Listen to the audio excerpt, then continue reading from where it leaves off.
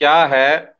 उत्तराखंड में हो रहा जनसंख्या असंतुलन, बढ़ रही मुस्लिम आबादी, कौन है इसके लिए जिम्मेवार? तो जिम्मेदार कौन है, अभी इस पर आऊंगा।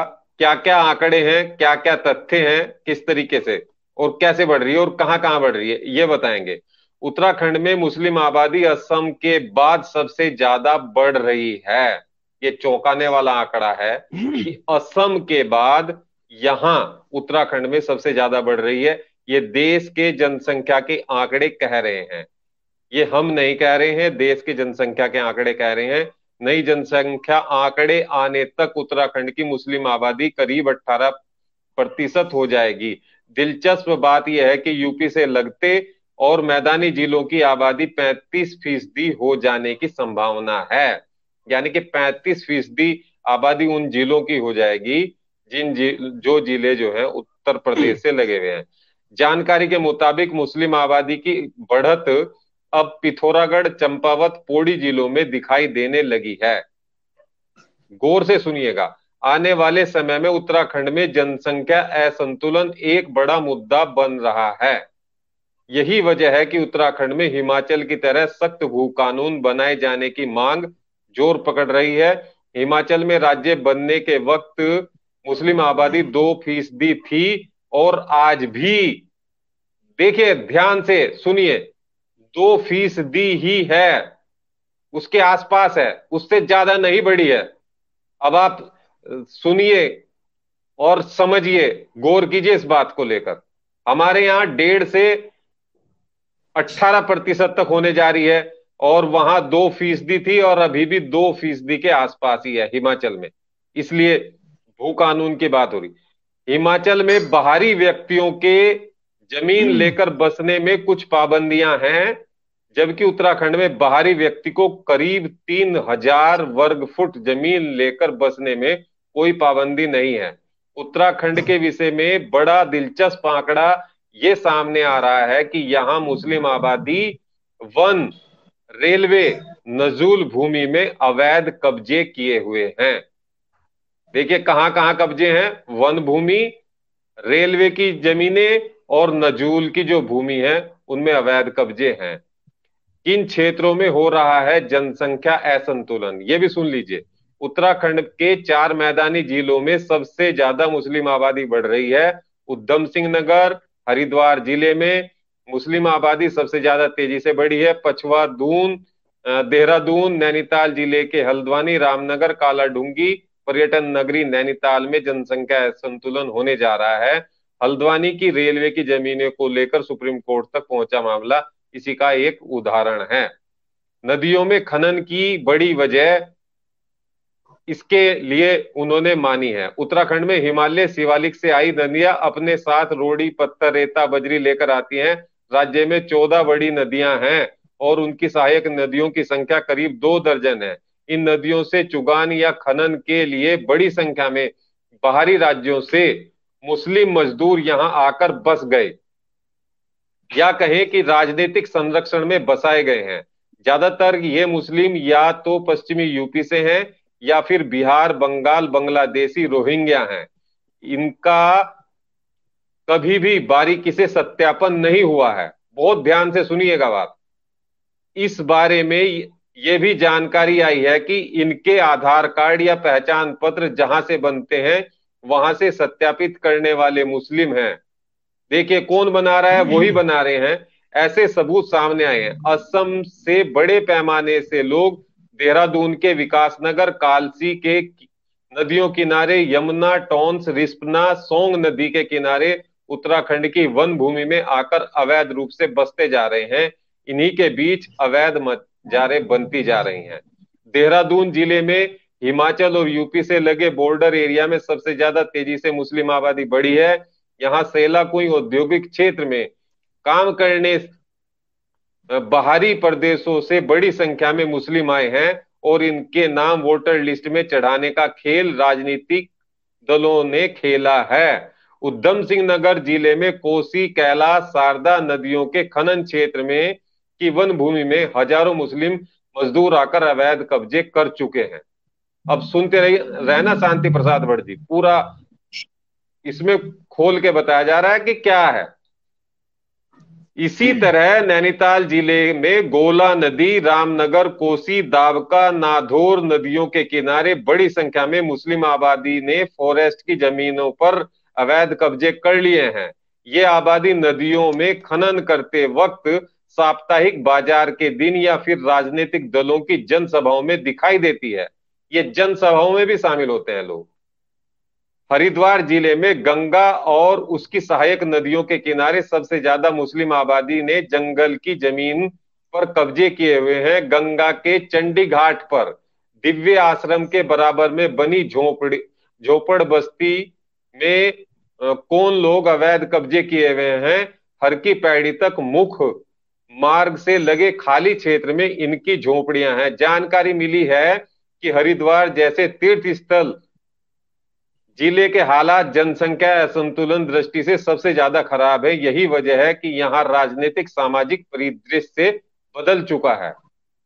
जल विद्युत परियोजना भी इसका कारण बताया गया है। उत्तराखंड में बन रहे पावर प्रोजेक्ट भी मुस्लिम आबादी के विस्तार का एक बड़ा कारण है।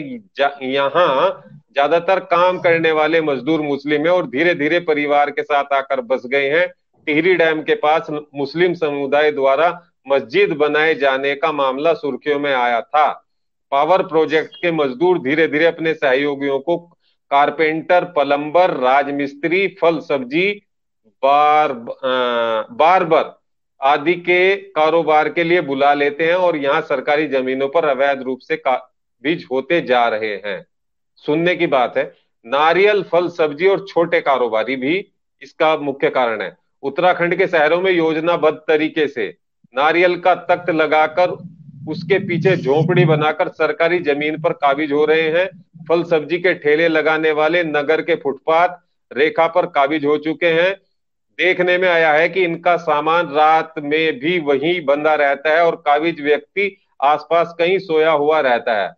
बार्बर, प्लम्बर, मिस्त्री, मोबाइल शॉप पर काम करने वाले मुस्लिमों की संख्या में बेहताशा वृद्धि होती जा रही है। ड्राइवर, गाइड, क्लीनर और अन्य छोटे काम करने वाले मुस्लिमों की संख्या भी एकाएक बढ़ती जा रही है। मोबाइल शॉपकीपर, अब देखिए कौन कौन लोग। उत्तराखंड के में 20 शहर में मोबाइल रिपेयरिंग और एसेसरीज की दुकानें कुकुरमुत्ते की तरह उग आई हैं। महंगे रेट पर ये दुकानें मुस्लिम समुदाय द्वारा ली जा रही हैं। इतनी महंगी शॉप्स का किराया कैसे निकल रहा है, ये बड़ा सवाल है। बगीचों, उद्यानों में कब्जे, अब देखिए कहां कहां कब्जे। उत्तराखंड में ज्यादातर बगीचों के मालिक कभी हिंदू समुदाय से हुआ करते थे, जो अब धीरे धीरे मुस्लिम समुदाय के हो चुके हैं। जहां लीची, आम के बगीचे हैं, वहां फसल साझे में मुस्लिमों के होते जा रहे हैं। यही हाल तराई के बड़े बड़े धान, गेहूं के खेतों का भी हो गया है। बटाईदार मुस्लिम साझेदार हैं और वो अपने मुस्लिम मजदूरों के साथ वहीं काबिज हैं। ऐसे कई असंगठित क्षेत्र हैं जहां मुस्लिम समुदाय अपनी आबादी का विस्तार करती जा रही है। इसी क्रम में मजार जिहाद, लव जिहाद, सरकारी जमीनों में खासकर फॉरेस्ट लैंड, शत्रु संपत्ति, नजूल संपत्ति पर अवैध कब्जे करने के मामले सामने आए हैं। धामी सरकार भी हुई सजग। उत्तराखंड राज्य में जनसंख्या संतुलन का मुद्दा धीरे धीरे व्यापक रूप ले रहा है, जिसकी वजह से उत्तराखंड की धामी सरकार ने भू कानून में बदलाव के लिए समिति बनाई है। सरकार ने पलायन आयोग को भी सक्रिय किया है, क्योंकि पहाड़ के मूल लोग अपने घर छोड़ रहे हैं। देखिए, पहाड़ के जो मूल लोग हैं वो अपने घर छोड़ रहे हैं, ये है सबसे बड़ी बात, और मुस्लिम वहां जाकर बस रहे हैं। अब बताइए शांति प्रसाद भट्ट जी, आप क्या कहेंगे? देखिए जो चीज हम कहना नहीं चाह रहे थे कहनी पड़ी अचानक। देखिए जयवीर भाई, जो आपने रिपोर्ट रखी है ये वो सच है जिसको जनता धीरे धीरे अब समझ रही है। हम ऐसे ही नहीं कहते कि उत्तराखंडियत खतरे में है। देखिए 64 लाख लोगों से अगर 1,35,00,000 लोग यहाँ हुए हैं तो इसके पीछे कारण ये दोनों राष्ट्रीय पार्टियां हैं। अगर सख्त भू कानून होता तो जो 1.5 से 2% हमारे यहाँ के मूल निवासी मुस्लिम थे, आज उनकी संपत्तियों पे भी कब्जा ना होता। आज सबसे ज्यादा खतरे में वो यहाँ का मूल निवासी मुस्लिम भी है जिसके नाम को दिखा दिखाकर बाहर के मुसलमान उनकी संपत्तियों पर कब्जा कर रहे हैं।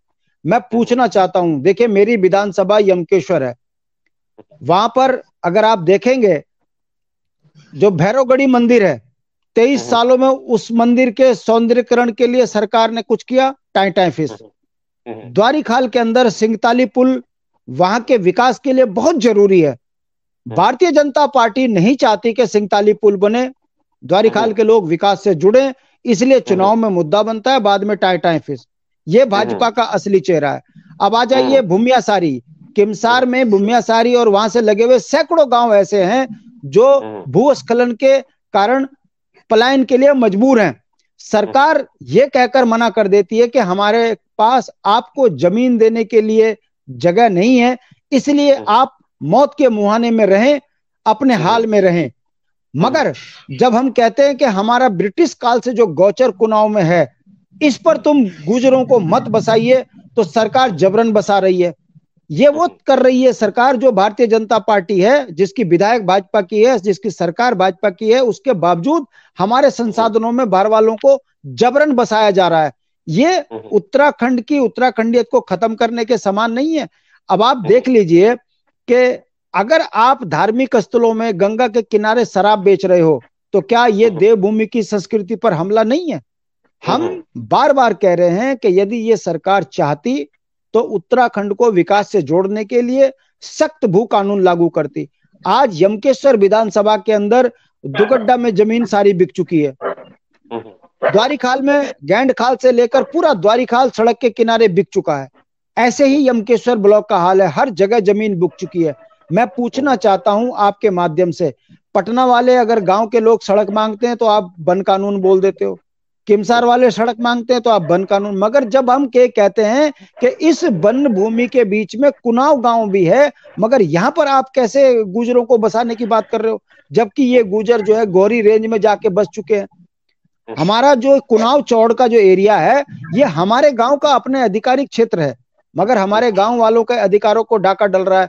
हमारा वहां का कोठार का मेरा छोटा भाई है नीरज पयाल, वो बोलता है कि भाई साहब मैं प्रधान जरूर हूं, मगर करूं क्या? सरकार तो जिस अस्ते पे काम कर रही है, ये तो हमारे अधिकार छीन लेगी सरकार। तो मेरा कहने का मतलब है, भारतीय जनता पार्टी सुनियोजित तरीके से ऐसे लोगों को यहां बसा रही है, बिजनौर से लाकर, बिहार से लाकर। नहीं, वो आ रहे हैं भाई, देखिए अरे जयवीर भाई, 6 नंबर पुलिया देहरादून के अंदर वो जो उनको रेडियां दी हैं, वो किसने दी हैं? वो आए हैं क्या? उनको सरकार ने सुनियोजित तरीके से सब्जी बेचने के लिए रेडिया बनाकर दे दी, ताकि लंबे समय तक इनके वोट से उत्तराखंड को लूटा जाए। ये वोट की राजनीति के कारण उत्तराखंडियत को खत्म कर रहे हैं। और हमारे लिए सबसे बड़ा चिंता का विषय यह है कि हमारे धार्मिक स्थलों में शराब बिटना, शंकराचार्यों का मंदिर में सीधा अपमान करना, यह सीधा सीधा बताता है कि ये तराजू वाली पार्टी, इसे उत्तराखंड से कोई लेना देना नहीं है। इन्होंने भू कानून खत्म कर दिया, इन्होंने हमारी नौकरियां बेच दी, ये हमारे संसाधन बेच रहे हैं। और इसका परिणाम यह है कि आज उत्तराखंडियत खतरे में आ चुकी है। ना हमारी बोली है, ना हमारी भाषा है, ना हमारा कानून है, ना इन 23 वर्षों में राज्य से पलायन रुक पाया, ना उत्तराखंड के अंदर कोई पर्वतीय क्षेत्र में विकास हो पाया। अरे डिग्री कॉलेज खुलना है वो देहरादून, अगर कोई बड़ी इंजीनियरिंग कॉलेज खोलना है वो देहरादून। तो जब पहाड़ों को आप विकास से दूर रखोगे, माँ बेटियां सड़कों पे प्रसव करेंगी, अच्छी शिक्षा स्कूलों में होगी नहीं, आप कॉलेज स्कूल पहाड़ों में बंद कर दोगे, तो आप बताइए पहाड़ी अपने विकास के लिए वो तो मजबूर होगा बेचारा पलायन करने के लिए। और वो पलायन करेगा, उसके बाद ये वहां बाहर वालों को बसाएंगे और उत्तराखंड को लूटेंगे। इसके खिलाफ हम लोग बोल रहे हैं, लड़ रहे हैं, और हमारा ये विश्वास है कि जनता इस बात को धीरे धीरे समझ रही है। मैं यमकेश्वर के अंदर जिस तरीके से जनता के बीच में बात कर रहा हूं, वो जनता इस पर चिंता कर रही है। मेरे कुनाव के चंद्रमोहन नेगी जी हैं, मेरे कुनाव के सुभाष असवाल हैं, जिन्होंने इस बात पर बड़ी जोर से कहा है कि एकमात्र यूकेडी उम्मीद है जिससे जो उत्तराखंड की बात कर रही है। बाकी भाजपा कांग्रेस राजनीतिक बेईमान पार्टियां हैं, ये कभी उत्तराखंड के लिए सही काम नहीं करेंगी। ये संदेश भी जा रहा है, ये संदेश जा रहा है, ठीक बात है। मेरा कहने का मतलब ये है कि हिमाचल में आबादी वहीं की वहीं है, हमारे यहाँ किस तरीके से ये बढ़ती जा रही है और असम से तुलना की गई है, ये सबसे बड़ा सवाल है। और ये खतरे का निशान भी है। जो लोग संस्कृति की बचाने की बात करते हैं, उनके लिए बहुत चिंता का विषय है। सरस्वती जयवीर देवी भाई, जी जुड़ी। जी सरस्वती, अभी जयवीर, आ रहा हूँ शांत। आप अपनी बात पूरी करें, कुछ कमेंट ले रहा हूँ जी। जयवीर भाई, जब सत्ताएं केवल पैसा लूटने में लग जाएं, तो हम्म ऐसे में बाहर के अतिक्रमणकारी आकर आपके राज्य को लूटेंगे। उन्होंने हम्म बहुत अच्छा मंत्र बना रखा है। हम्म आओ, हम्म, भारतीय जनता पार्टी के किसी दो कौड़ी के नेता के साथ रसीद कटवाओ, उसके बाद भाजपा के झंडे उठाओ और उसके बाद पूरे क्षेत्र को लूटो। डकैती कौन ठीक। कर रहे? बाहर वाले। मर्डर कौन कर रहे? बाहर वाले। सब्जी कौन हम्म बेच रहे? बाहर वाले। उत्तराखंडियत हम्म खत्म कौन कर रहे? भाजपा बाहर वाले। इन्हें पोषित कौन कर रहे? बाहर वाली पार्टियां। बाहर वाली पार्टी कौन? भाजपा कांग्रेस। जब सब काम बाहर वाले ही इस राज्य के लिए कर रहे हैं, तो उत्तराखंडी अपने आप को क्या महसूस कर रहा है? ठगा हुआ। नौकरियां हम्म उसको नहीं मिल रही, विकास से चलिए, उसे दूर ठगावा किया जा महसूस रहा, कर रहा है तो संसाधन अभी उसके तो, बेच रहे। अभी ठगावा महसूस नहीं कर रहा है, अभी तो एंजॉय कर रहा है। ठगावा बाद में महसूस करेगा, अभी 10-15 साल अरे लगेंगे। पहाड़ों में जाइए जयवीर भाई, 40-40 जी। साल के लड़के, शादी नहीं हो रही, वंश रुक गए हमारे। हाँ, विकास के ये नाम पर चलिए, शराबी और चरसी ये बन गए। पांच ये किलो सामाजिक 5 किलो समस्या है राशन से घर नहीं चलता। पहाड़ों में लड़के बिल्कुल चरसी बन गए, शराबी बन गए। बिल्कुल। उदासीनता ये हालत है, हर हफ्ते बहू जो है कोई गंगा में हम्म, छलांग मार रही है, कोई फांसी खा रही है। ये विकास हम्म, भाजपा ने हमको दिया है। और ये ठीक है। राजनीतिक बेईमानी धीरे धीरे जनता समझ रही है कि ये पार्टियां बेईमान। सामाजिक है, और अब इस पर हम बहुत गंभीरता से काम कर रहे हैं, आने वाले समय में बहुत गंभीरता से काम करेंगे। आप लोगों का थोड़ा